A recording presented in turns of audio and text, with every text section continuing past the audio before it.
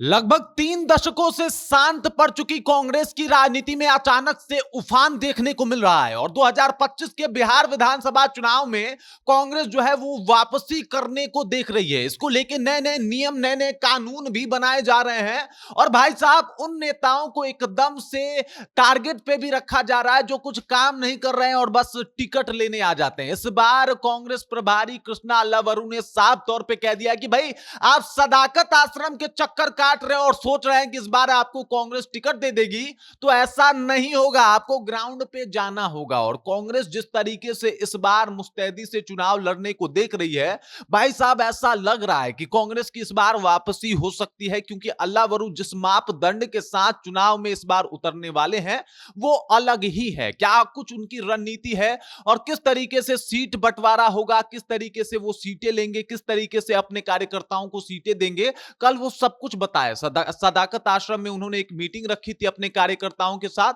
और एकदम से बता दिया कि इस बार किस मापदंड के हिसाब से हम आपको टिकट देंगे, किस मापदंड के हिसाब से हम लोग चुनाव लड़ेंगे। कांग्रेस की क्या है रणनीति, आइए उसके ऊपर बातचीत करते हैं। लेकिन उससे पहले मेरा परिचय जान लीजिए। मेरा नाम है रजत और आप जनता जंक्शन देख रहे हैं। आपको बता दूं कि पिछले 3 दशकों से बिहार में कांग्रेस एकदम से शांत पड़ गई, शिथिल पड़ गई। वजह यह है कि कनेक्टिविटी खत्म हो गया, वो लोगों से मिलने नहीं जाते थे। 3 दशकों से आप देख लीजिए कि कोई कांग्रेस का ऐसा बड़ा नेता नहीं हुआ जो बिहार दौरे पे गया हो या फिर लोगों से मिलने गया हो कि चलिए भाई साहब आप हमसे जुड़िए, कनेक्ट हो जाइए। एक अलग ही माहौल बना हुआ है। और आप देख लीजिए जो भी नेता लड़ते थे उनको बस नाम के ऊपर जो है वो कांग्रेस टिकट दे देती थी और भगवान भरोसे कांग्रेस जो है वो बिहार में चल रही थी। 3 दशकों से कांग्रेस वापसी नहीं कर पाई, बल्कि सिर्फ आरजेडी का पिछलग्गू बन के वो चुनाव लड़ी और उनके साथ ही वो रह के बस एक छोटी पार्टी, सेकंड पार्टी के रूप में रह गई थी। वो पार्टी जिसका कभी बिहार में दबदबा हुआ करता था वो एकदम से बिहार में विलुप्त होने के कगार पे पहुंच गई। और 2020 में जब 70 जो सीटें दी जाती है उसमें से मात्र 19 सीटें जीतती है कांग्रेस, तब ये लगता है कि भाई साहब आरजेडी अब इनको और ज्यादा वैल्यू नहीं देने वाला, महत्व नहीं देने वाला। और इस बार जो है इसी वजह से कांग्रेस ने एकदम से एक प्रभारी को बदला और वहां पे कृष्णा अल्लावरू को फिट कर दिया। और कृष्णा अल्लावरू आते ही एकदम लगातार बिहार के दौरे पे हैं, लगातार बिहार आ रहे हैं और अपने कार्यकर्ताओं से इसके साथ बैठ के बातचीत कर रहे हैं, मेहनत कर रहे हैं और कह रहे हैं कि भाई साहब आप लोग सोचते थे कि अगर सदाकत आश्रम में आके आपको सिर्फ टिकट मिल जाएगा, तो इस बार ऐसा नहीं होने वाला। इस बार हम लोग टिकट उसको देंगे जिसका जन आधार होगा। इस बार टिकट उसमें बटेगी जो जाके जनता के बीच पसीना बहाता होगा, ना कि एसी कमरे में बैठ के और चुपचाप आके टिकट लेके चला जाता होगा।